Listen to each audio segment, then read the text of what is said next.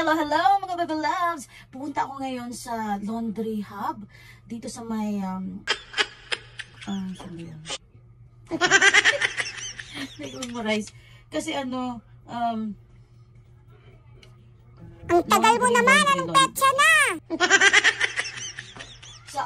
Pupunta ako ngayon sa RBA laundry hub kasi nanalo ako mga baby loves. Hindi ko alam na may paraffle pala sila. Diyan kasi ako nagpapalaundry mga baby loves, no? May grocery package akong napanalunan. Ayan, oh, ayan.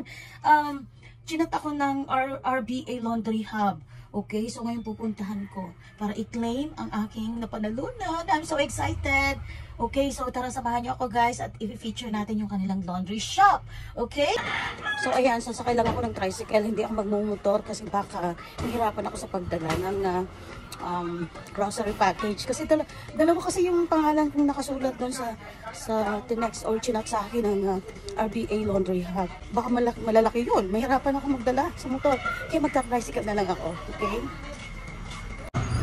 So ayan, going there na. Nakasakay na ako ng tricycle. Ano pa yung mga laman ng grocery? Siyempre groceries. Siyempre baka yung mga pinatayan. Yung mga pan-noodles, spaghetti.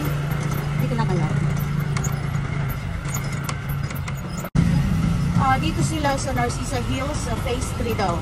Okay, so first time ko makapunta dito ngayon sa kanilang laundry shop. Kasi yung sister-in-law ko na ang aking pinapapunta dito para maghatid ng aking mga pinapalaundry. So ngayon personal ako pupunta para mag-iwan ko naman ng kanilang laundry shop at makasalamatan sila sa aking napalaundry. Ayan.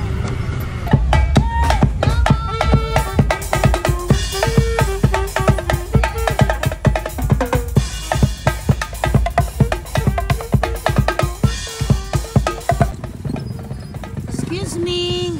Hi, non phase 3. Oh, sa unhan. Okay. May laundry hub, di ba? RBA Laundry Hub.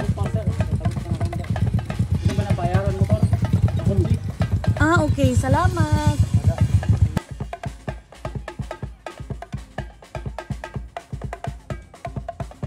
Wait ha. Mamakian na kayo ito. Excuse me.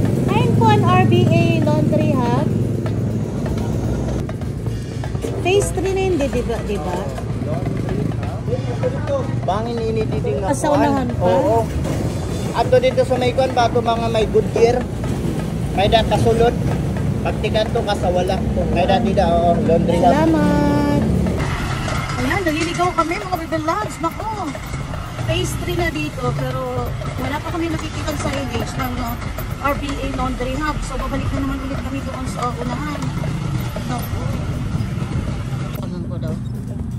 Okay, tinawagan ko ang RBA Laundry Hub sa may STI daw, sa may Goodyear. Ayan, Goodyear yan.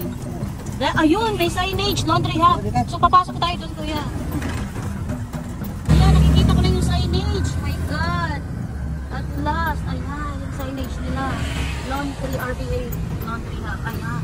So, ayan, yung building na yan. So, siya? Oo. Sige po. Alam mo, kung makita ko sa video mo. So, ayan ang napanalunan natin. Thank you. Thank you, RBA Laundry Hub. So, ano pala din yung pasto. Plastic. Oh. Hi.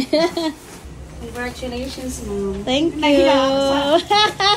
Makita ko na yung sarili. Salamat. Naiya ako. Ayan, Kuya Glenn. Dito pala yung trabaho si... Ano pa pangalan mo? Oo. Thank you. So, ayan, nakuha ko na ang aking napanalunan. Ayan. So, salamat. Doon pala si Lynn nag-work. Oo, yung friend ng pisang doon si Kuya Glento. Doon pala nag-work. Oo, kaya pala familiar ko yung face niya. Ayan. So, pauwi na kami. Pabalik na ako sa bahay. So, ayan, mga baby loves. Nandito na ako sa bahay. Nakauwi na ako. Naku! Grabe. Siguro mga 30 minutes kami nag-ikot doon sa pinuntahan namin, doon sa laundry shop. Diyos ko, eto nga pala mga baby loves yung aking napanalunan. Again, thank you very much, RBA Laundry Shop. Okay? Ayan, ang dami ko na namang dilata, mga corned beef. Ayan. Oo. Tapos ng New Year. Pero may spaghetti pa sila. Naku. So kaya kayo mga Bebe Loves, kung magpapalaundry kayo, ayos na ayos doon sa RBA Laundry Shop. Kasi meron pala silang mga ganito. May mga paraffle, hindi ko akalain na may mga paraffle pala silang ganito. Okay, so alam nyo, ang saya ko lang kasi bagong taon, may blessing na kaagad si Lord para sa akin, no? May crush siyang dumating. At eto na nga yun, yung napanalunan ko sa RBA Laundry Hub paraffle. Okay, so thank you Lord for all the blessings. At sana tuloy-tuloy ang blessings na dumating sa buhay ko. At sa ating lahat, mga Bebe Love, syempre, i-claim na natin na maganda ang pasok ng 2024 sa atin ngayon, okay? So hanggang dito na lang mga Bebe Loves. Thanks for watching. Babush!